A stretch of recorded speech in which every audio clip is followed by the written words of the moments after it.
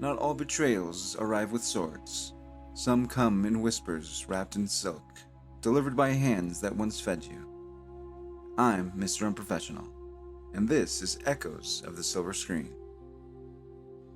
Tonight we return to a world first imagined by others, and carried forward through fear, silence, and a dream that refuses to die. This is Episode 3, Joseph Dreams of Destiny, Part 3. He rose from nothing. He was trusted, and when the lie came, it nearly destroyed him. Welcome. Let's begin.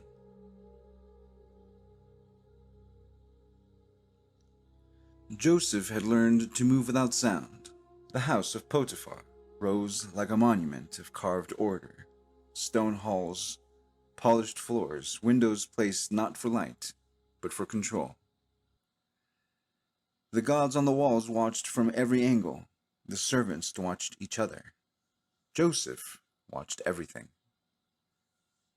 He started low, cleaning the animal stalls, hauling buckets until his shoulders burned, enduring orders barked with no reason behind them. But he listened.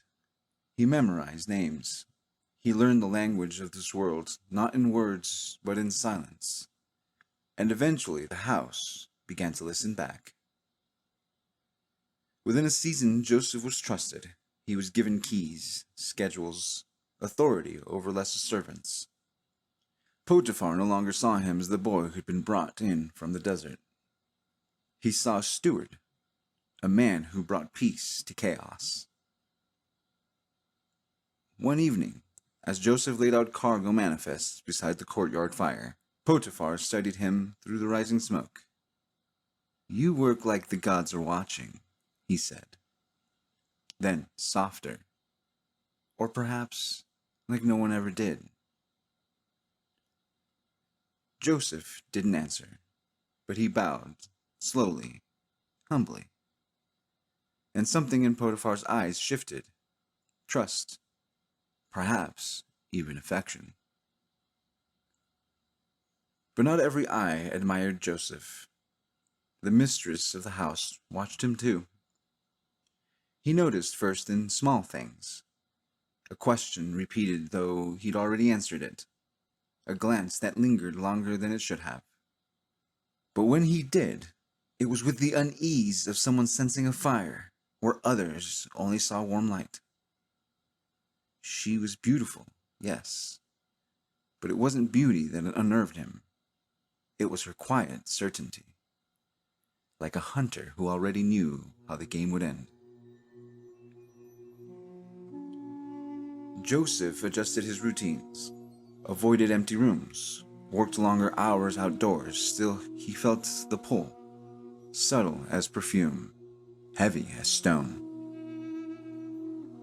The house was quieter than it should have been. Servants gone. Potiphar delayed.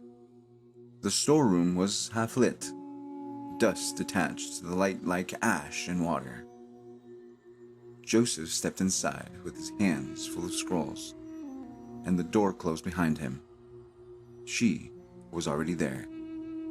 "Lie with me," she said. No smile, no hesitation. A statement, not a request. Joseph took a step back. "I cannot," he said. "I will not betray my master, or myself." But she advanced.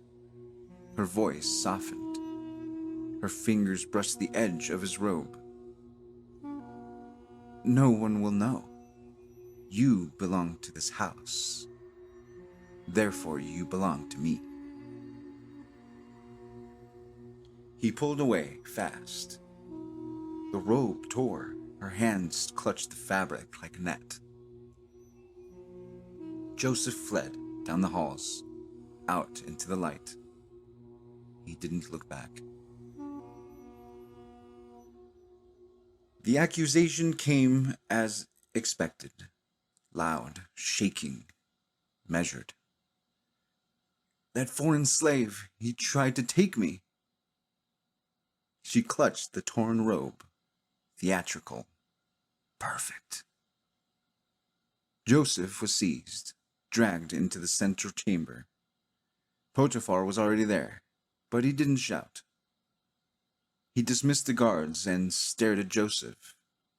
The silence between them was thick with dust and years, and something unspoken.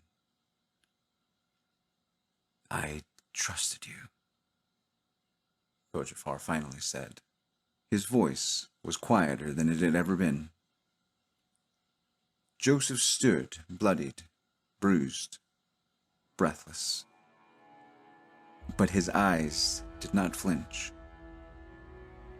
I would never harm this house, he said.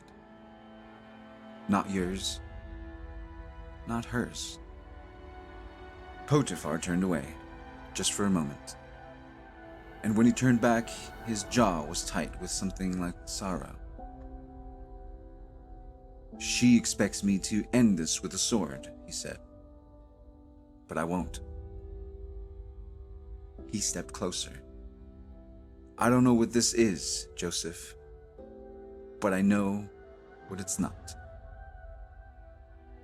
He placed his hands on the torn robe, then dropped it. You'll be sent to the prison beneath the palace, he said. Out of my house, out of her reach, but alive. And then, turning away, it's all the mercy I'm allowed. The guards didn't speak as they let him down. The stone corridors grew colder, narrower, each step beneath the earth like a memory folding back on itself. The scent of dust returned.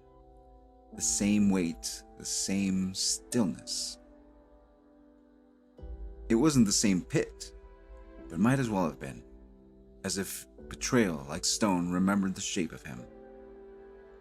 He remembered the first silence, the first betrayal, and now this.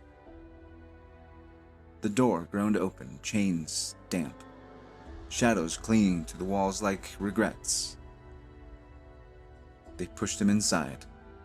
No words. The door shut behind him, a finality that echoed through his bones. He sat, back to stone, hands folded, eyes closed. Time blurred. Footsteps. Muttered prayers. The scrape of bowls on the ground. And then, a sound. Not his own. Not the wind. A voice, low, disturbed, murmuring in sleep. Another prisoner, tossing, turning, dreaming. Joseph opened his eyes and listened. Thank you for walking with me through the betrayal and silence tonight. Some echoes fade, others wait beneath the surface, quietly unfolding into the story that was always meant to be told.